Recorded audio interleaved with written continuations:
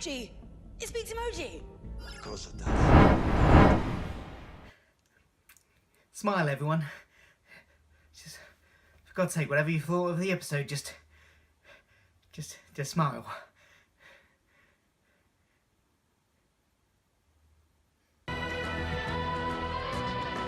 Okay, I decided to do another review. Still not promising to do one every week though, but I probably will. Still no actual promises though. Smile was the second episode of Doctor Who Season 10. It was written by Frank Cottrell Boyce, which is a great name, who had previously written the Forest of the Dead episode from a couple of seasons ago.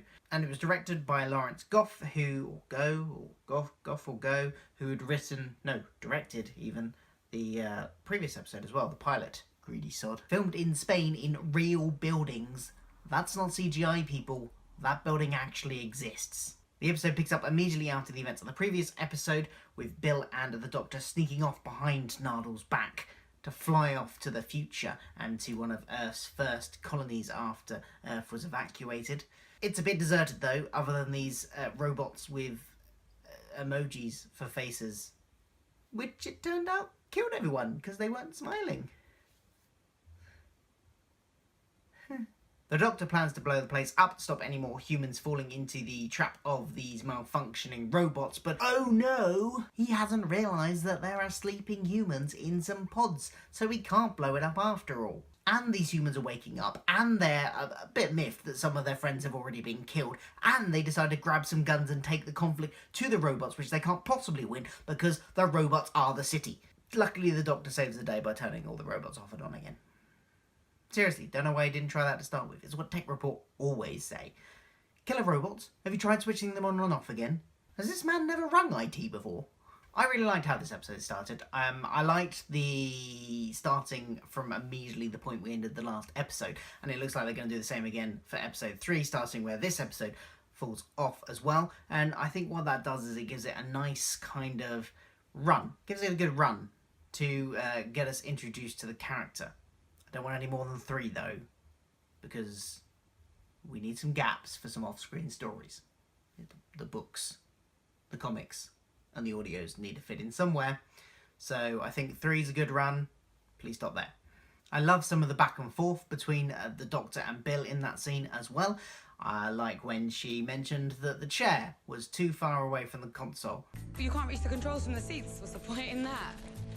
Or do you have stretchy arms like Mr. Fantastic? We also only got a tiny bit of Nardal in this episode, which I thought was great. Not because I dislike Nardal. I actually really liked him in the pilot and in the Return of Dr. Mysterio. But what I think this does is prove that they know when to use him and when not to use him. They don't feel like they have to shoehorn him into a big part in every story. So that's really good. I think they should definitely keep that up. Use him when they need to, leave him at home when they don't. His teeny tiny scene in this one though did tease a nice couple of things for the overall story arc. Your oath, sir.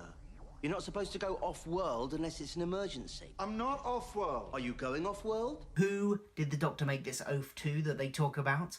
And who is Nardal actually working for? Is he working for the Doctor, or is he working for these people that the Doctor has made the oath to?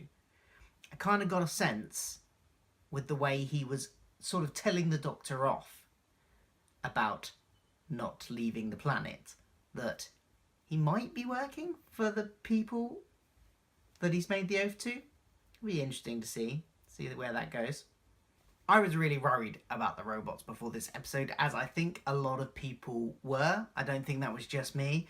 I think there was a very real risk that they would verge into really cheesy, bad cheesy comedic territory with them. And I'm so glad that they didn't. They didn't do that at all. And I'm just so glad that didn't happen. I actually think they worked really well. They weren't overused, they were used in the right amount, and the way they were portrayed did come across as slightly creepy. Admittedly, not the creepiest aliens we've ever seen. I mean, they know who turned out the lights creatures, but they were on a level of creepiness rather than cheesiness, and overall I think they quite worked. One thing that annoyed me, and it's only really a small thing, but when they first encounter the pods and Bill doesn't get what they might be, that didn't jive for me, because in the previous episode she had guessed so much. And even when she guessed wrong, she was making constant guesses, informed by the fact that she had watched a lot of science fiction.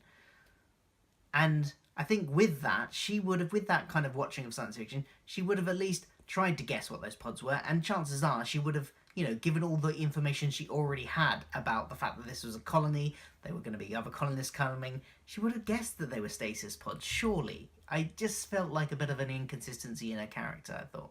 I'm unsure what I thought about the Doctor getting a vision.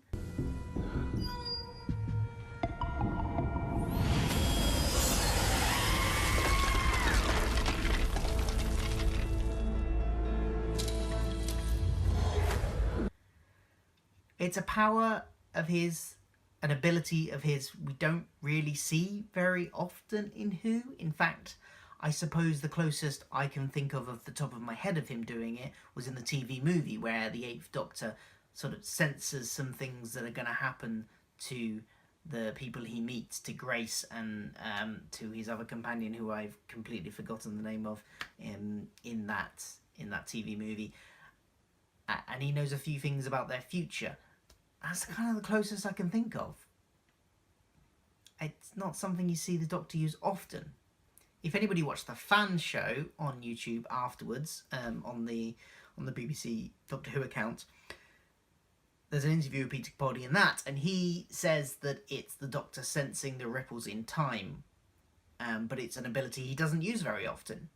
Which I think he would do. I mean, it seems like a useful thing to have in most of the situations he gets himself in. I don't know.